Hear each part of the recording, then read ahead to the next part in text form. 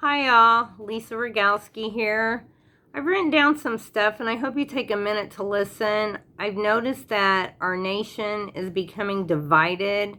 My hometown, we are getting divided, and I wanted to address some of that. So I have written some things and I hope you take a few minutes to take a listen.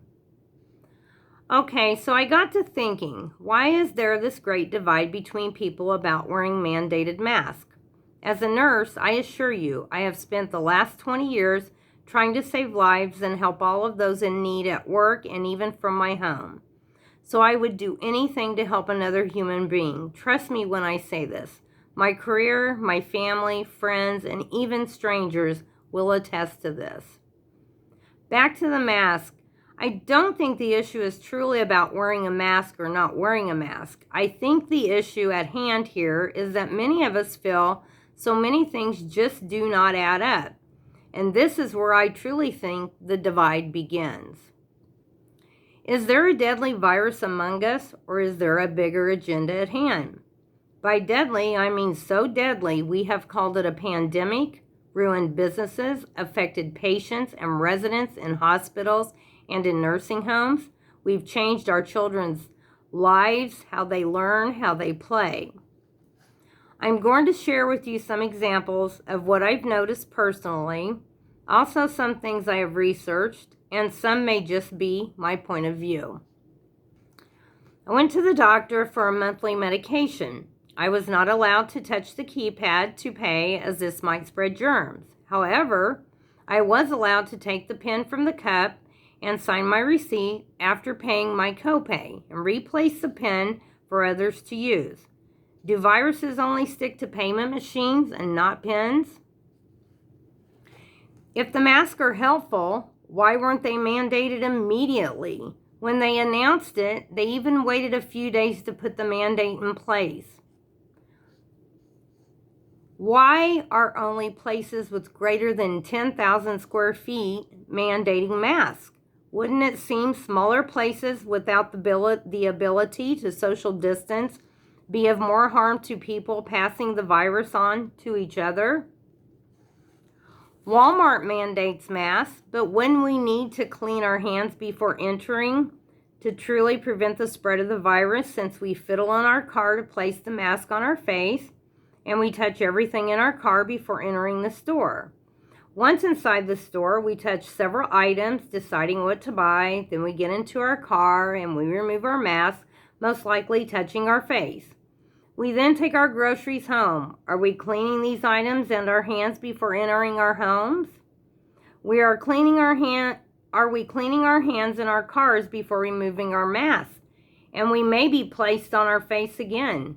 Will you do reuse masks or cloths or whatever you're covering your face with? Walmart also closes early in order to sanitize, they state, and to reopen at 8 a.m. to 9 p.m. So what about the 13 hours in between?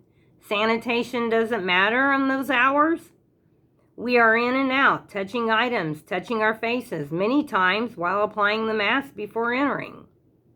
Nursing homes are refusing church services to enter and family members to enter. However, staff goes home. They are active in the community, interact with friends and family. Then they return to work. Our temperatures are checked, questions asked, you know the routine questions.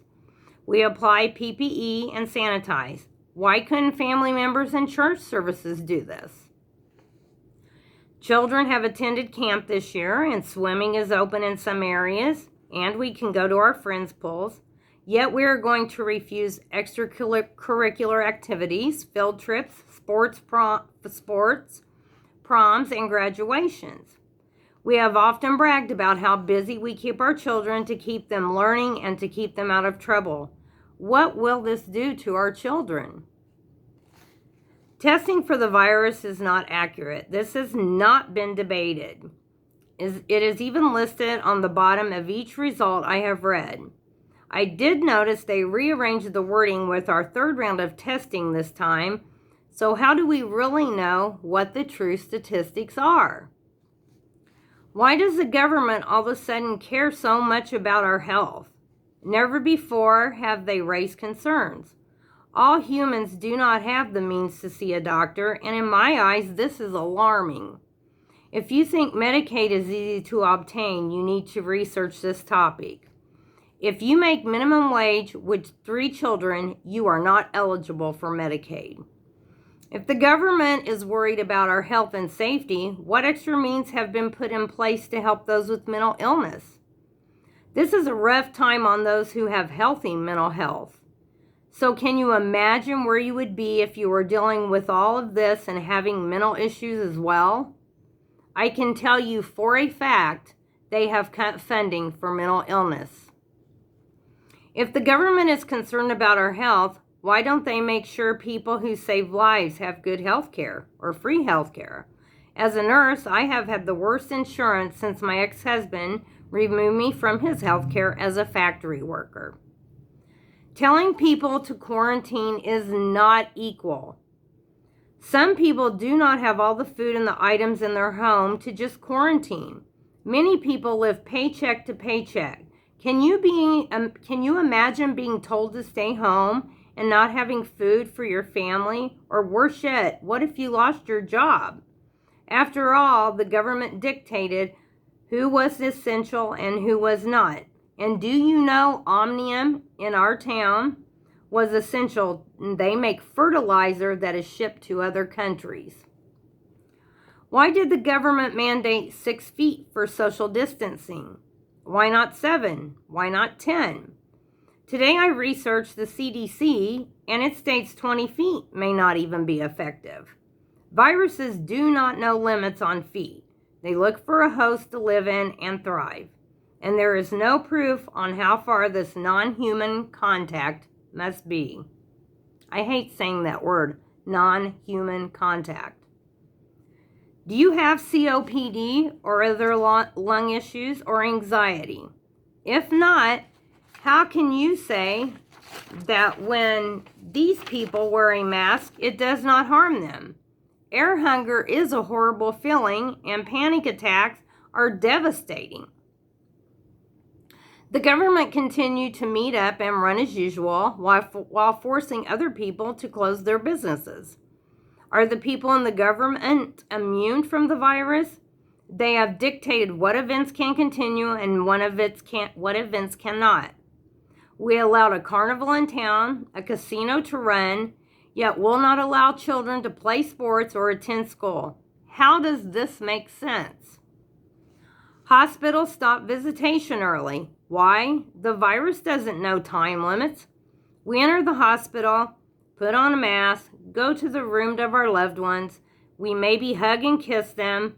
Then we run to the vending machine, purchase a soda, back to the room. We touch the chair, the doorknobs, etc.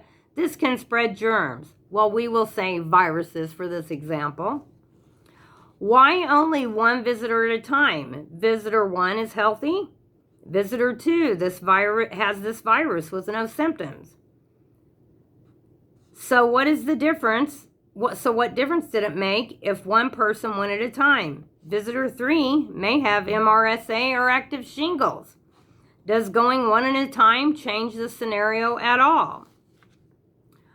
Why are they saying nurses at the hospital are so overworked due to this pandemic when reality is nurses have been furloughed?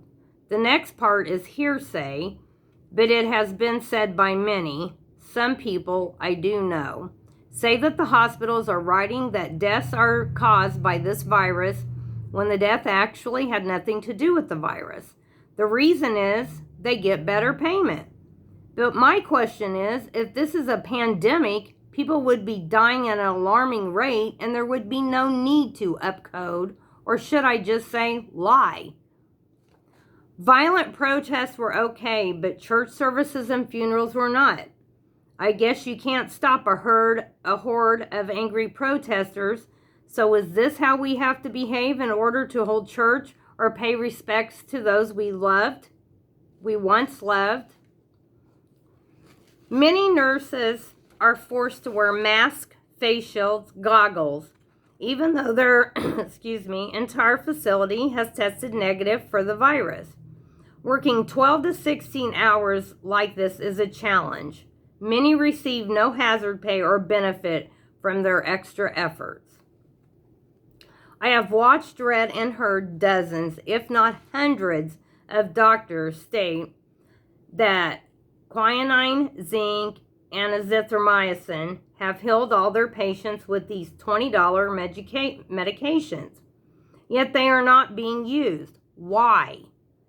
If this is a terrible pandemic killing millions, shouldn't we at least try? Speaking of this, I also watched a nurse crying, expressing that they are skipping protocols for placing people on ventilators. Her exact words were, "This virus isn't killing patients, we are." You do know once on a vent, it can be difficult to be weaned off.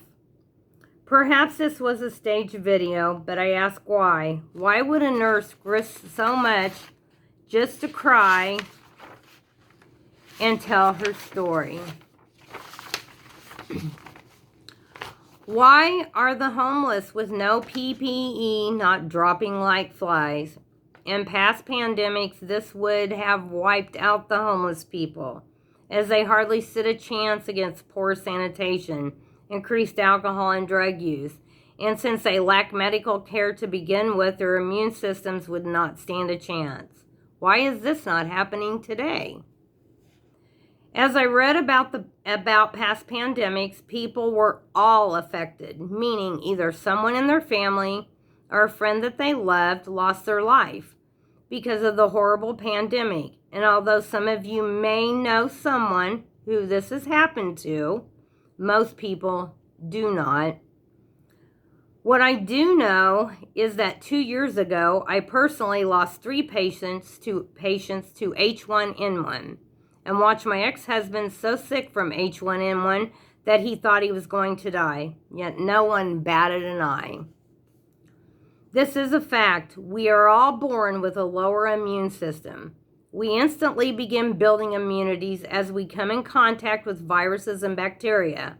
Our body meets a new organism and develops a natural antibody against each new foreign invader. In fact, that is what vaccines do. We are given a strain of the illness that will not harm us to trick our system into creating its own antibody. What will happen to our children if we quarantine them, mask them, and social distance them? Will they soon begin to die from the common cold? We can all search the internet and find something to support anything we want. The media has offered us anything we want to hear.